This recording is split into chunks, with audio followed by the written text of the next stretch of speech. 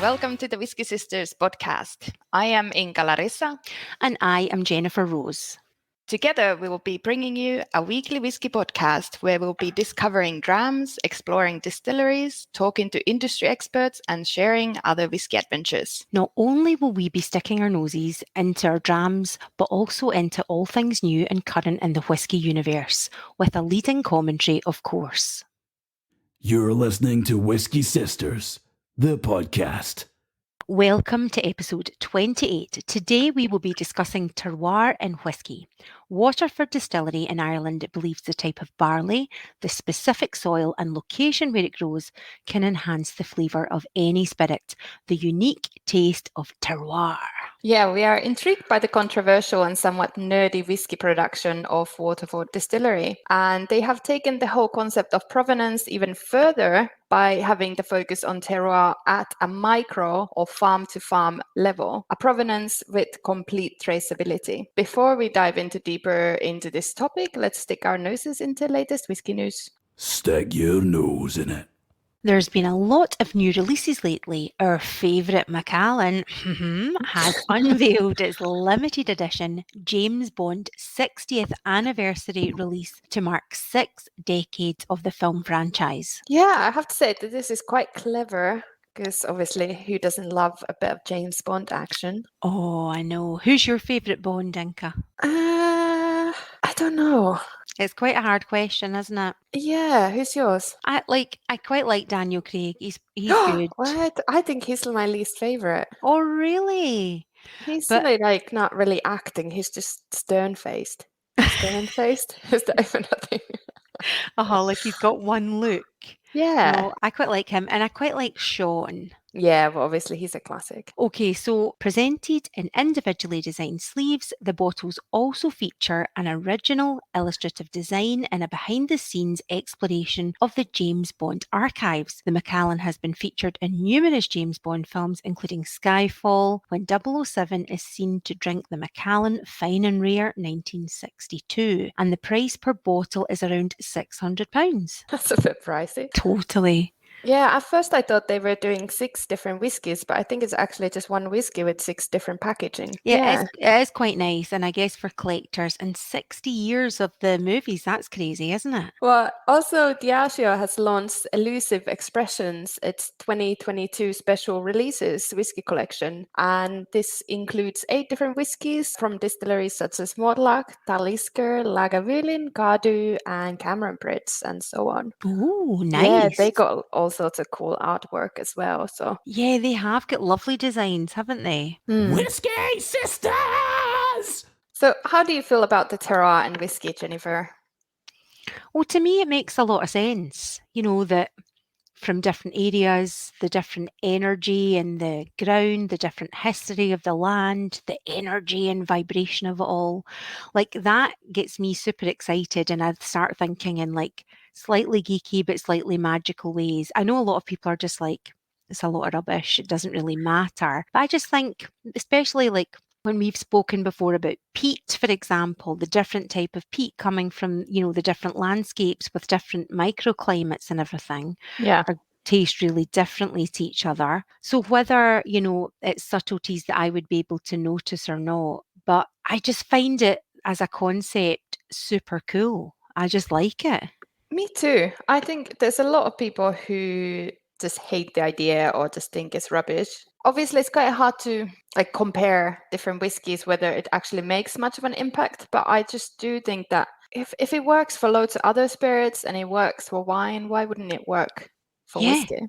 Like, it doesn't necessarily like whether it makes it any better, but I guess you would just get different types of flavors from the barley.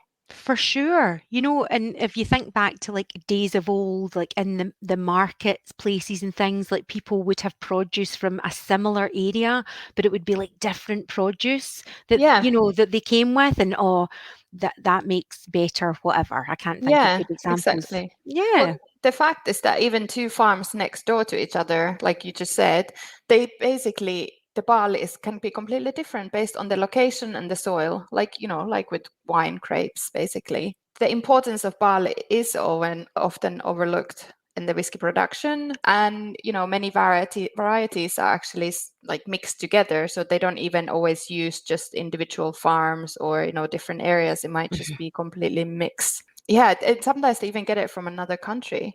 Yeah, so like very random pick and mix barley. Yeah, and I remember some years ago, one brand rep told me that the initial taste of whiskey new make doesn't actually matter, as the flavor it will change after it's been in the barrel. But like I was just thinking, like, why would you risk such a long and expensive production with the shit new make and just hope that it will just get loads of flavors from the cask, rather than start with a really good barley? And it's just I couldn't understand it. Absolutely. And that's super interesting to hear you say that, because I was somewhere recently and somebody within the whisky industry was saying very much the same thing, that kind of the new make doesn't matter. And I thought, well, here am I, never been in production, whisky enthusiast Jane, but I was thinking, that's not right, surely. And you get really different tasting new makes. So surely to goodness, it's hugely influential what goes in, your barrel first. Well, basically, this guy, the whiskey is now actually fully matured and has been released, but I haven't tried it. But the guy basically years ago sent me a sample of the new make and just asked, what do I think of it? Just honest opinion. And I was avoiding for a while to say anything, and then he chased me and I'm like, okay, I just have to be honest. But it's just, for me, it tastes like a really bad tequila. Not nice. Like sometimes new make can be really just smooth and floral or fruity. Even that one you were saying that you could do like pina coladas and stuff. Yeah. So why would you just start with? So I'm quite intrigued to try the whiskey, but I'm not going to name it just now. For sure. Worldwide Whiskies with the Whisky Sisters. Okay, so what exactly is terroir? Is a concept perhaps more familiar to winemakers than distillers. Terroir explains how the synergy between climate, soil, and place impacts an individual plant. So whether you're talking about how to grow the best tomatoes, grapes, roses, or barley, gardening or farming, it all counts as terroir. It's shaped by microclimate, soil, and farming methods. Whether the barley will still have an impact after the spirit spent years in the barrel. So I think so. Yeah. So Waterford Distillery has taken this terroir experiment to great levels. Mark Rayner has always believed in terroir and its benefits for whisky production. Many may remember him from Bruichladdich. This time he put his focus on Irish whisky and Irish barley, the barley coming from the southeast of Ireland. It's considered one of the best. Yeah, and they used the facilities originally built by Diageo in 2004. The premises date back to 1792, when the first brewery was built on the existing site. And some of the old elements can still be found there, including a 12-meter well at the foot of Summerhill, which today still provides volcanic filtered water straight to the distillery. How cool is that? That's nice, isn't it? Waterford Distillery is now the world's largest producer of organic and biodynamic whisky. The distillery's total output is just under 1 million litres of total spirit per year, although they have capacity to distill even more. Let's bring in our terroir specialist to learn more about this unique distillery. Angelita Fonseca-Hynes. Welcome, Angelita. We are pleased you could join us today and shed some light into the terroir debate. We discussed a little bit about terroir earlier in the episode, and it would be great if you could tell us, give us your take on it. What is it, and, why should we kind of care about it? Hi, Jennifer. Thank you very much for having me. Jennifer and Inka, it's an absolutely pleasure to be part of your program. I'm Angelita Hynes. I am the terroir specialist for Waterford Distillery. So basically what I do, I'm the link between production and the scientific research. So I work with the head brewer, Neil Conway, and Dr. Dustin Herb, which he's based in America. So a lot of the research that is conducted, it is assembled by myself on site, and we have ongoing projects happening. It's like when we talk about terroir, people always ask me, like, okay, so people that know terroir, they're like, oh, this is great. And then it's brilliant, because then we can just get into a conversation. But then people that haven't heard of the word terroir, they're like, oh, so what do you do? And I always say to them, well, do you have an hour? Yeah. Our podcast is normally about half an hour, so if you can like distill it. For you, it's clearly something that you care about and are passionate about. Is it something that, that you feel causes active debate in the whiskey world, or is it something for you that should maybe be part of production everywhere? Terroir, it was a very polarized topic. It is becoming less polarized since the academic research that was done in Waterford. It took 4 years, and that paper was published last year. So since that paper was published, we haven't encountered many of those polarized debates because we have the scientific data to back us up. So, and that's where I kind of started my journey into terroir. So I was finishing my degree in brewing distilling, and I did my placement on and off in Waterford Distillery. And during some of my placement, I was helping Neo in a lot of the projects, and I pretty much kind of fell into it. Even though they had a lot of research going, there was not much happening in the lab. There was a lot of things happening in the US, but not so much in the distillery itself. And so when I started doing that work placement, we were just beginning to analyze some new makes samples and some maturing samples for the distillery. I created some protocols, and then I started to make some of the projects viable inside the distillery. Dustin put in the feasibility project on paper, and I put the project together. So we actually do have a sample library in the distillery, and we have samples taken from every distillation since 2015. Effectively able to walk into the library and collect any samples I need for any project that we'll be working on. So when we talk about terroir, it's never one piece. There's a lot. It's like loads of moving parts of terroir. So there's a couple of projects happening. And when we talk about couple of different projects happening at the same time, it doesn't mean that they are different focus on each of them, but they work like building blocks. So it's basically we're like building foundation of all those scientific researches and all areas that we do not understand yet. So it's just building our knowledge. It just sounds amazing that you maybe know a little bit more about the whole distilling and just like whiskey production, as well as like understanding terroir. So it sounds like you're the right person for the job. And it's funny because when I was studying to be a brewer and distiller, I always imagined myself working in production, which I did for a very short time during my work placements when I was in college. I tailed Neo for I don't know how long. I'd say he was sick of me by the end of my placement. But then I was always so good at organizing, coordinating things in life in general, and that is the role that I created within my role. So there's a lot of project managing, and by doing those, there's a lot of knowledge that I've gained. I still have a lot more to learn. There's so much to discover, but the understanding and the knowledge that we're gaining by uncovering all those facts on terroir, it is amazing. How many farms and soil types are now actually involved in providing barley to the distillery? And could you tell us a bit more about the logistics and how you keep each farm crop separate? We have 102 farms that grows for Waterford Distillery. Wow. So, yeah, I don't know how many were there when you came visit in 2019, because we have been expanding. Yeah, I think it was about 70 maybe at that time. Waterford could only be Waterford by the likes of what we call the cathedral, which is an area where we store the barley. To become malt, barley has to break dormancy. Therefore, we need to store that barley for a minimum of 6 months. And in normal distilleries, the way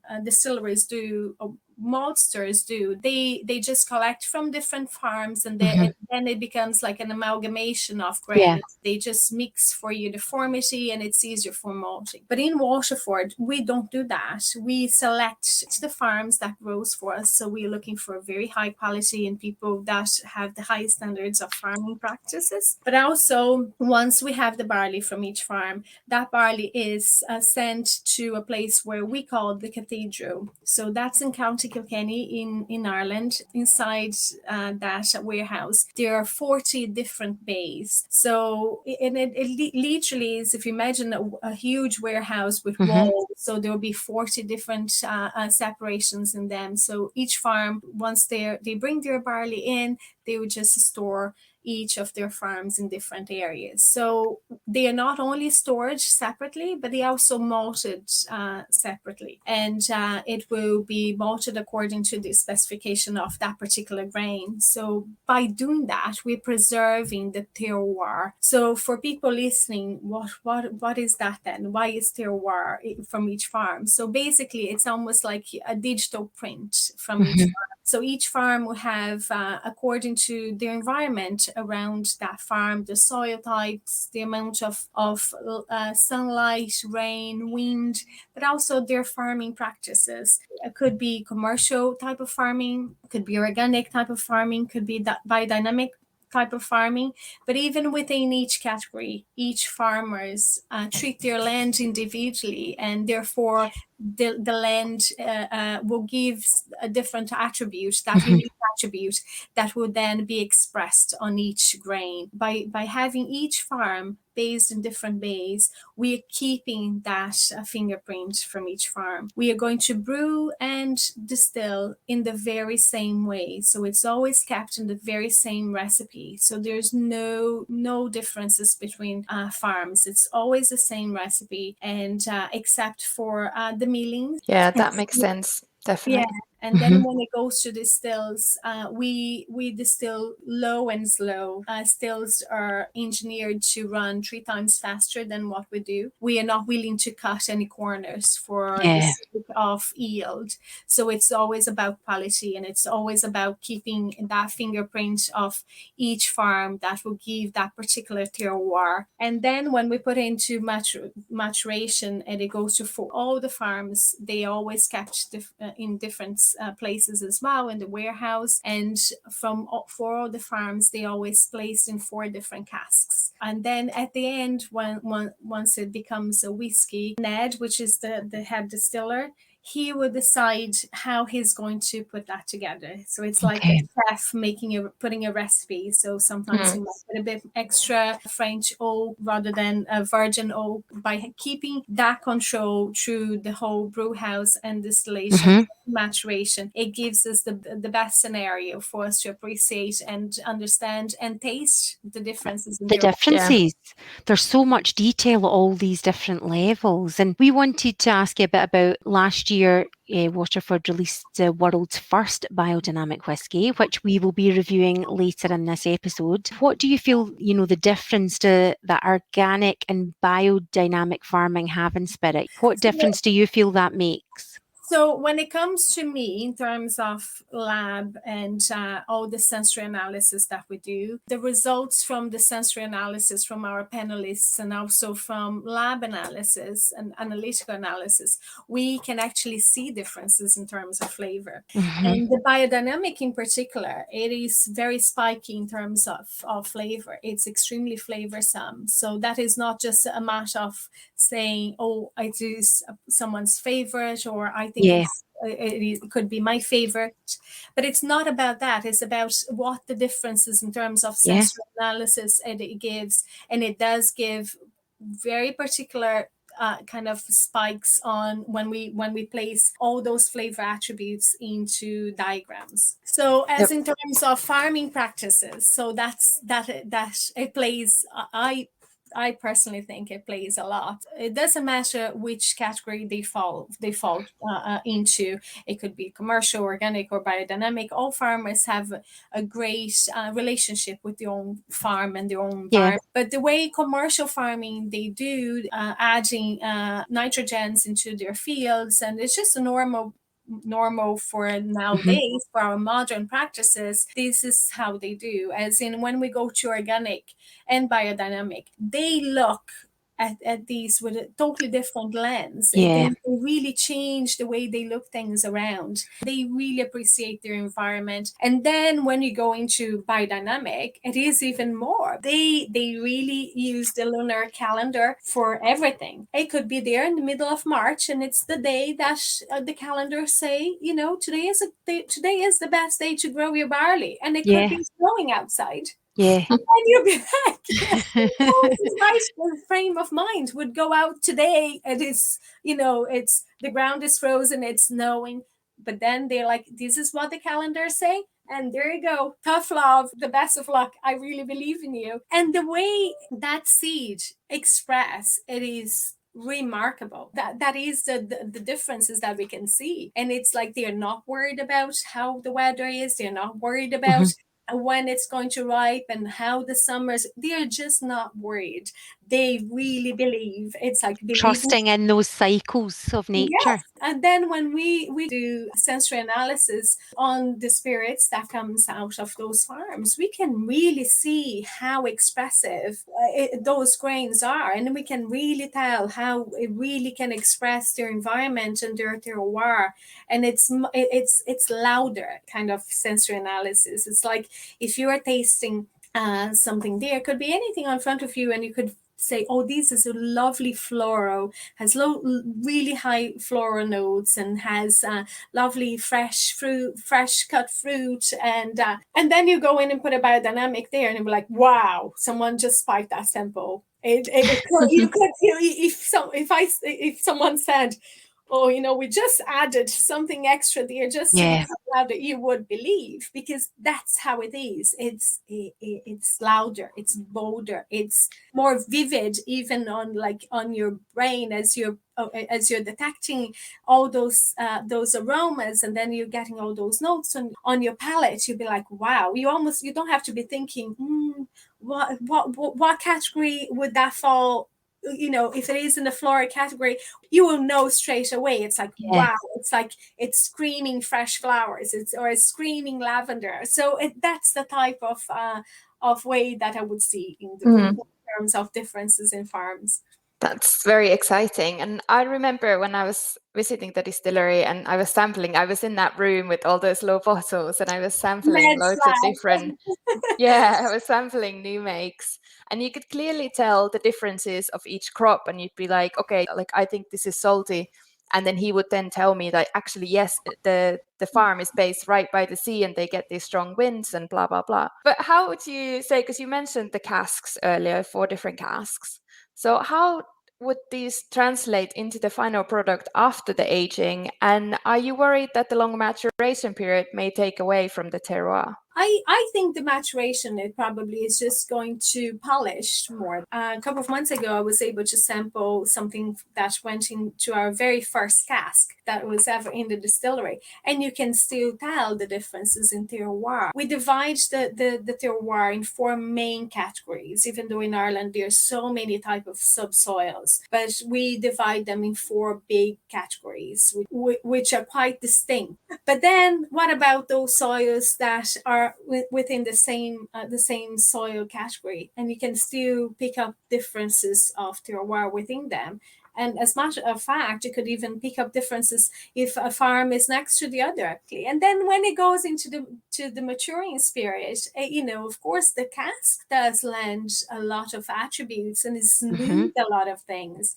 But then the chemistry between both of them, it's just the way chemically start to rearrange, and eventually they fall into lovely pieces that expresses, you could say it's expressed differently than when it was a new make, but that is more like a polish. It's like, if you imagine like a raw diamond, which is very beautiful, but then when you start to polish the corners, it just shines more, and that's what we want. We want a lovely spirit, and as it matures, we'll gain more appreciation. But also for our young whiskies, you could say, yes, you can tell it's young, but it's amazing how it just expresses itself. And that's terroir in action. The raw material which is barley, water, and yeast. They are the main ingredients. We use distiller's yeast, which is very normal among the industry. If we're going to start to play around with yeast, we're just going to different directions completely, because yeast also has a huge impact on flavor. But in this case, it is the barley. So the barley is the king, and if it wasn't barley, it would be a different type of grain. But in our case, it's the barley. So we are letting the barley talk. As you know, we have our passports for each barley. We know what day when it was planted. Actually, any of the listeners there, they can just have a look at the back of each bottle of Waterford Distillery, and there in the back there is a terroir code. So you go to a website and you place that terroir code onto the page, and it will bring you to know pretty much more than you actually imagined that would be attached to that. So we're able to tell where the location of the farm, the name of the farmer, the name of the dog of the farmer. All the details. Gives you the address of the farm. So it tells from each crop year, it tells when was that planted, what variety was planted. We also have some satellite kind of things that we pick up of the climate around, so we know the amount of rain, the sun hours. We can bring all those type of information to show people that are drinking the whiskey. If someone is a proper whiskey nerd or terroir nerd that wants to know more, this is a great way to really go down to the nitty-gritty of the terroir and of the whiskey in the bottle. But I think it's kind of going a little bit beyond as well, just of the whiskey nerds. Lots of people have actually, when they listen to our story of what we're doing in Waterford, people actually have never even thought about, because it has never, that information has never reached them. So they might not understand at all, but they feel, wow, you know what? It's actually great to know exactly the route that that raw material has traveled to be here on my glass. I was going to say, it connects them to the story of that spirit, and its journey in the full sense, hasn't it? Exactly, because then it's not just about the distillery. It goes much deeper than that. The connection with the producers that are which are the farmers, which are often, well, most of the time, they don't know who it is. And do you have a favorite farm or any favorite Waterford whiskies that our listeners should try or keep an eye out for? I do, and it's the farmer close to my house. I live in County Kilkenny, and so I travel to Waterford. But the owner of the farm, his daughter work in the distillery.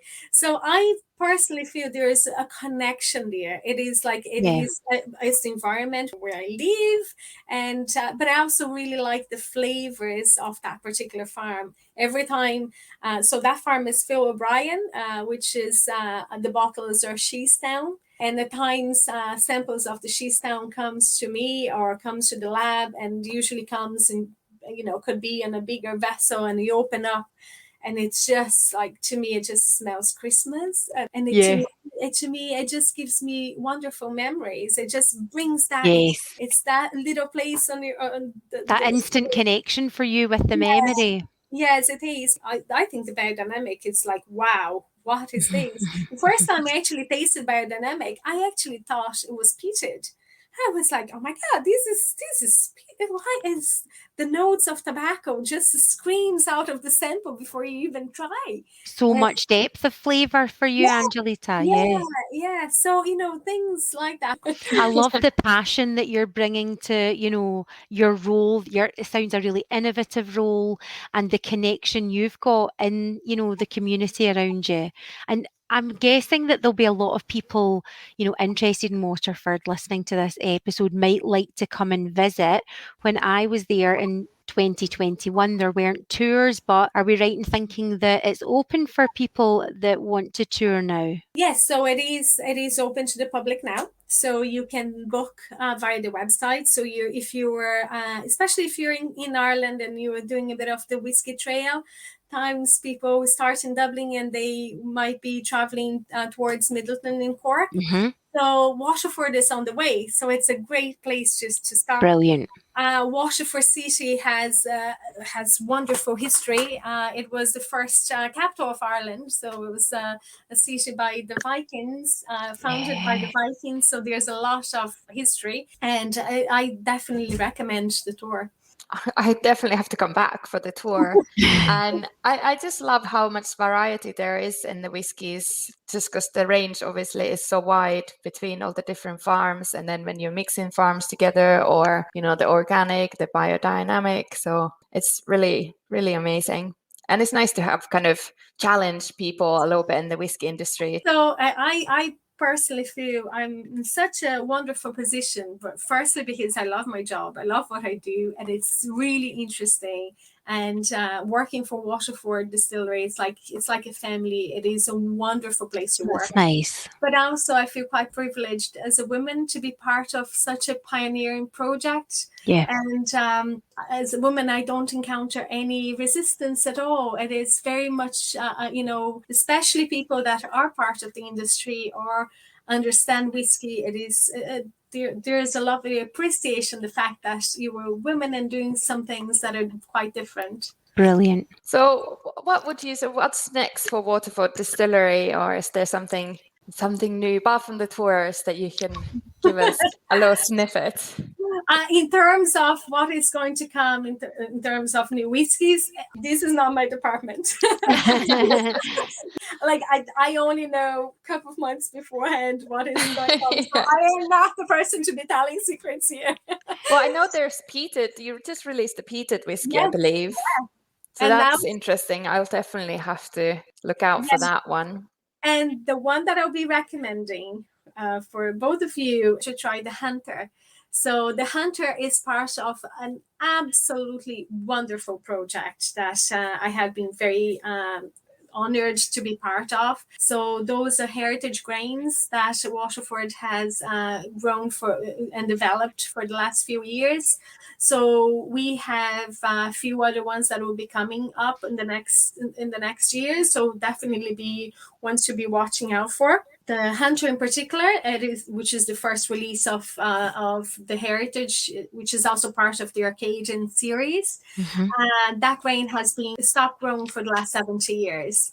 It was a breed that had a lot of flavor, but for yield purposes, the industry just moved on. So what we are doing is we are uncovering flavors that you wouldn't be able to access anymore because simply the grains are not grown anymore. But just so it's just a small little explanation about that, how it started. So those grains started with 20 grams of seeds and for us to get a batch of 120 tons. So it took us a few years to grow from that amount of seeds to a full batch. So it took maybe 3 years and then another 4 years to develop into a final product. So if you want to start to uncover forgotten flavors or things that we will never be able to taste because simply it's not there. Thank you so much for taking the time, Angelita. We've had excellent experiences there. It'd be nice to go back together, wouldn't it, Inka? Yes, definitely. We need to plan a trip for sure. And if you do, please let me know so I can try to arrange to be there. Absolutely. Thank you so much for joining us. Thank you very much for having me.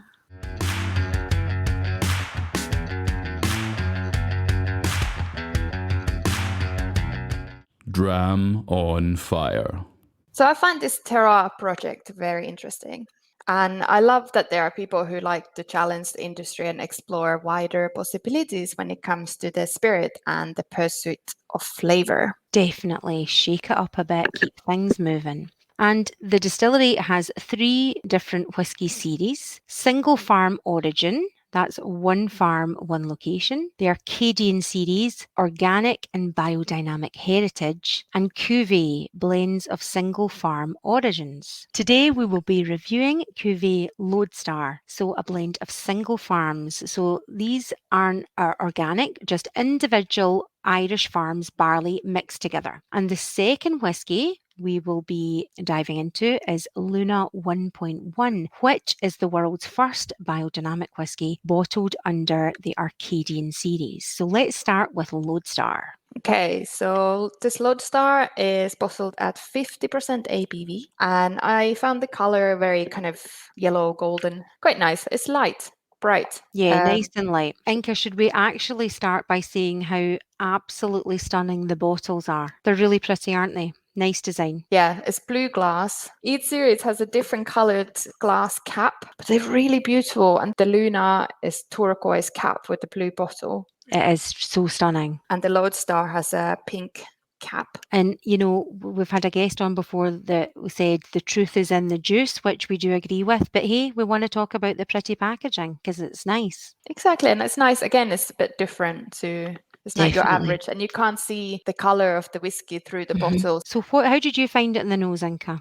Rubbish. Really? Oh my God.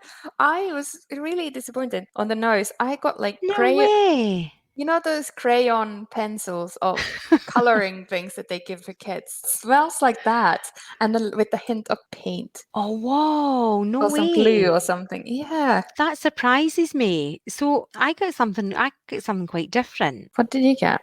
I'd been like working a long day and then I just like went straight into some whiskey tasting. So I don't know if that's made any difference, but I just thought it had lots of layers on the nose. And I was like, whoa, it's quite fruity. I've got like apricot jam. I was getting peaches and syrup, you know, like the tin peaches. Yeah. And then I got like kind of like a marzipan. And then I was like, oh, what's this scent upon my nose? And it was like damp soil. And I was like, oh, I feel like I'm in the farm in Ireland. Yeah, definitely it's the soil. I can get the soil and Definitely soil. Maybe some stone fruit. I'm just nosing it right at this minute as well because I wanted to hear what you got to say because I was like, oh no.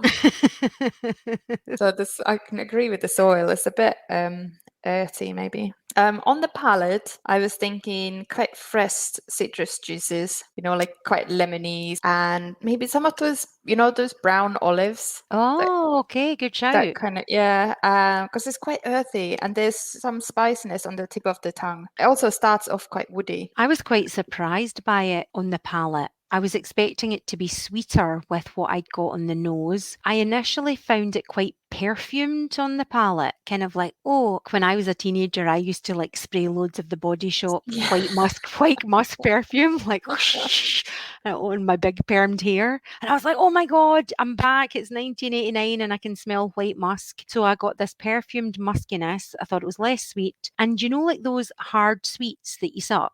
Like aniseed balls. I found it quite strong aniseedy. All right. No, I don't really get the aniseed too much, but there's definitely, now that you mentioned the floral stuff, I think there's almost like violet or something like that on the back, like the finish.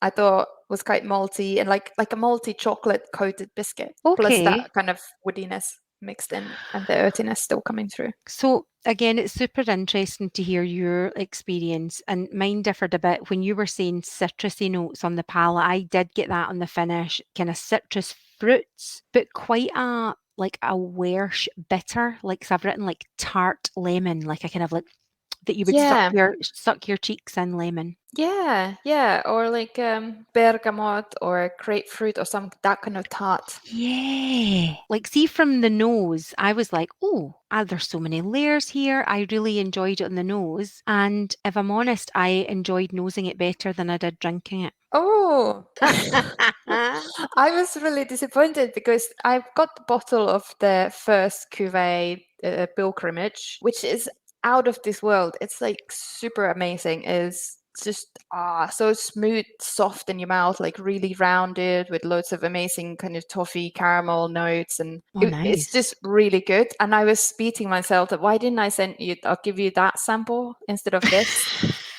But like I didn't, because I've only tried this once, so I forgot how it is. And then also this is one of the newer ones, so I thought maybe for our listeners it's better to talk about something that's still available, Sure. Yeah, because I'm not sure absolutely. if the other one is available. But if it is, go and get it. First cuvee Yeah. pilgrimage. So you notice a big difference there.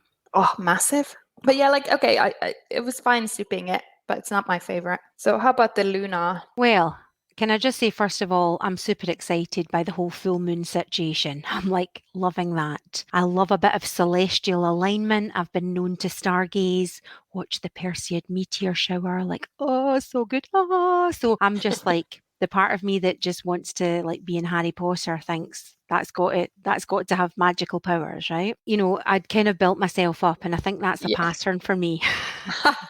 I know, I was just gonna say, not sure if it's always positive. Yeah. So I was almost expecting like, you know, glistening beams of light coming out the bottle. Um, Yeah. I thought it was a kind of sunshiny colour, nice, quite light sunshiny colour. I went on all poetic as well and wrote barley field in the sun. Love it. That's it. That Irish mysticism is just coming over Yinka. Yeah. So in the barley field full of sun, I was getting aromas of, do you call them strop waffles? Those big, heavy, like waffles you get, like that are thick with caramel. I think they're Oh, Belgian. yeah. So I got like that kind of very sweet caramelly smell. Mhm. Marmalade and the breakfast cereal sugar puffs. Do you get that in Oh, Finland? yeah. Oh, yeah. Yeah. Yeah, good call. Sugar puffs. Yeah. Mm, So like definitely. my sweet tooth kind of little kid was a bit like, this is all a bit juicy on the nose. Yeah, exactly. Very nice. I got toffee, a little bit of sweet citrus. There's something going on there in the background. Melted chocolate ice cream Nice. and vanilla custard. So I can definitely get your waffle Uh-huh. vibes. Inca, let's backtrack because I want to know your slant on the full moon situation. Do you think that's a lot of old hocus pocus, or can you get down with that concept? I can kind of get down with that, but I'm just being too Finnish. I'm like, meh. Like, I always like, I think people always assume that when it's full moon, you're like, oh, I had terrible nightmares last night. Yeah, it was full moon. Or I got a headache all day. Yeah, it's full moon. So I don't know if Like, it's really. I don't know if this is true or if any geophysicist out there could like correct us, but I'm sure, you know, like the energy like lines that we have in the earth and the planet, like those kind of geomantic Yeah. like vibration. Mhm. I think at full moon that they kind of like expand. Yeah. No, Yeah. I'm sure there is definitely some sort of impact, you would Yeah. think. But yeah, I don't But really as we know if it say, affects us and as the people. whiskey. Well, that's the thing.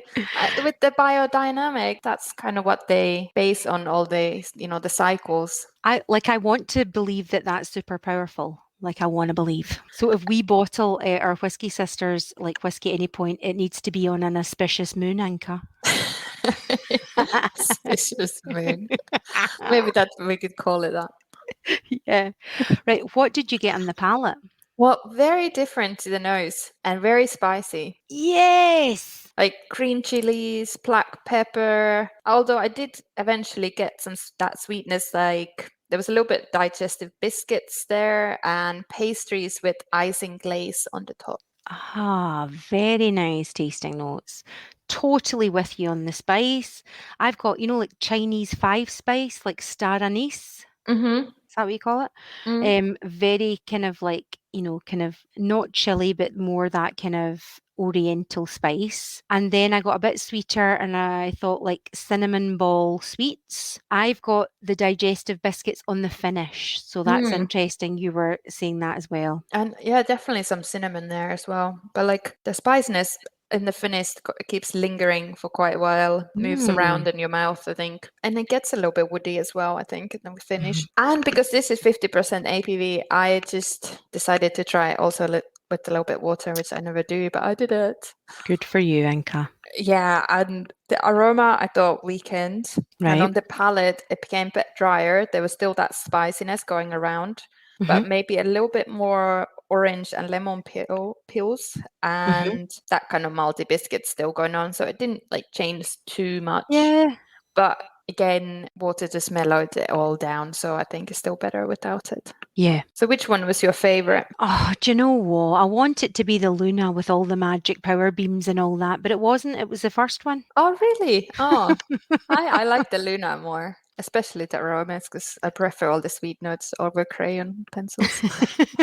Inca. Do you know what was weird? You know how, like I've said before, that I don't look at other people's tasting notes because I want to really try and like hone my, just have my own experience. But like Exactly. after I did it, like I did a Google, and the weirdest thing, the notes I had for the curry, the first one, the apricot jam and like the damp soil and stuff, that was like pretty much the exact description for the Luna aroma that somebody had written. So I thought that was interesting, that because I haven't had those notes before, like of soil or apricot jam. So I just thought that's so weird. That's so weird because I don't get that at all with the Luna. But that's what somebody had. Wondered if their samples got mixed up, Inca.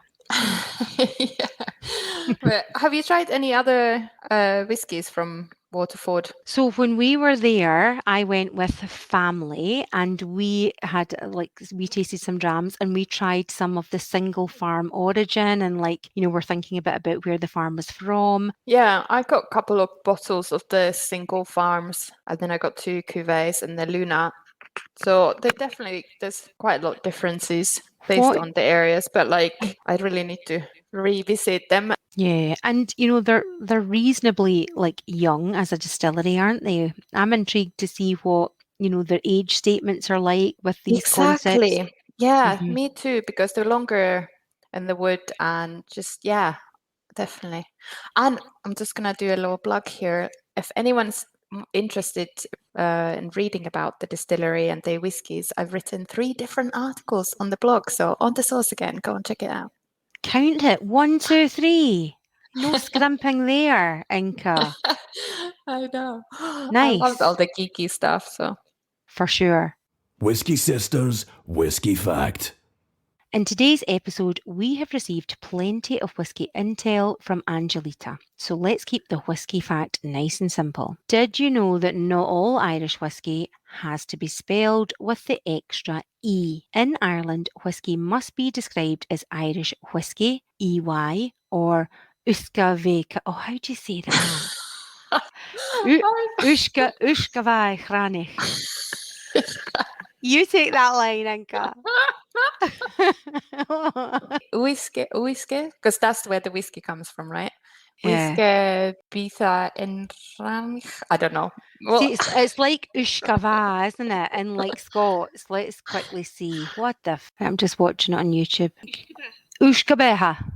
Ishkabaha. In Ireland, whisky must be described as Irish whisky with an EY or Uskabitha. Iranich? Don't know if that's right. Or Irish whisky without an E.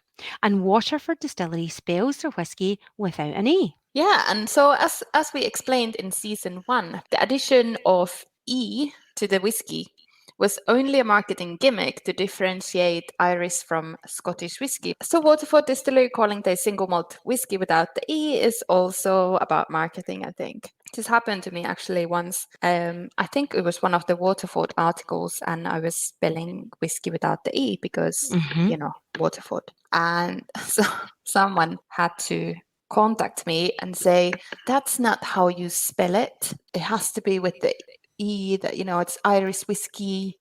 Did they contact you on Twitter like an evil troll? I think they might have even emailed me, or maybe they commented on the article.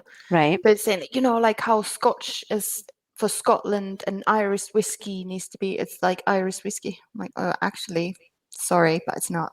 Next. But yeah, and it's interesting, isn't it? Like people get very upset about these things, so it's good to learn more and understand, isn't it? Yeah, there was actually recently there was a Instagram post. I can't remember who posted it, and they were saying leave that, because sometimes people put the brackets over the whiskey with the E in the choose. Say whiskey or whiskey. People will know what you're talking about. Exactly, and it's basically the same thing. It's just how different countries want to spell it, but it's still the same product. For sure. You've been listening to the Whisky Sisters podcast. So we hope this episode has helped you to understand Terroir a little bit better and maybe piqued your interest in Waterford whiskey. Next week, we have another stellar topic, especially for those who are partial to an occasional cigar, as we will be joined with Ian from Tomintoul and Glencadam to chat about cigar malts and other whisky pairings. So, if you are partial to a cigar, not that we're encouraging smoking, but if you are, look it out and have your dram ready. Relax and join us next Wednesday. And meanwhile, you can keep up to date on all things Whisky Sisters on our Instagram at whiskysisters.podcast, Twitter at Whisky Sisters, and Facebook at Whisky Sisters Podcast. And we would love to hear what you think about Terroir, whether you think it's just rubbish or whether you believe there's something more to it. Yeah, give us your chat. See you later, sugar. May your glass be full and your dram on fire.